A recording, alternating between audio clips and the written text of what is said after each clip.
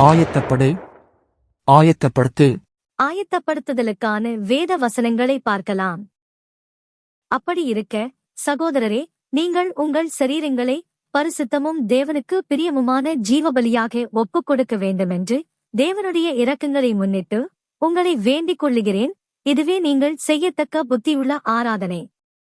நீங்கள் இந்த பிரபஞ்சத்திற்கு ஒத்த வேஷந்தெரியாமல் தேவனுடைய நன்மையும் பிரியமும் பரிபூரணமுமான சித்தம் என்னதென்று பகுத்தறியத்தக்கதாக உங்கள் மனம் புதிதாகிறதுனாலே மறுரூபமாகுங்கள்.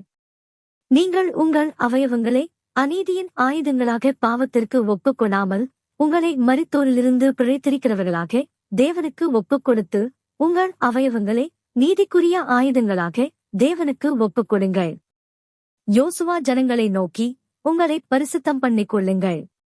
நாளைக்கு கர்த்தர் உங்கள் நடுவிலே அற்புதங்களைச் செய்வார் என்றான். உங்கள் சரீரமானது நீங்கள் தேவனாலே பெற்றும் உங்களில் தங்கியும் இருக்கிற பரிசுத்த ஆவியினுடைய ஆலயமாயிருக்கிறதென்றும் நீங்கள் உங்களுடையவர்களல்லவென்றும் அறியீர்களா? கிரயத்துக்குக் கொள்ளப்பட்டீர்களே. ஆகையால் தேவனுக்கு உடையவைகளாகிய உங்கள் சரீரத்தினாலும் உங்கள் ஆவியினாலும் தேவனை மகிமைப்படுத்துங்கள்.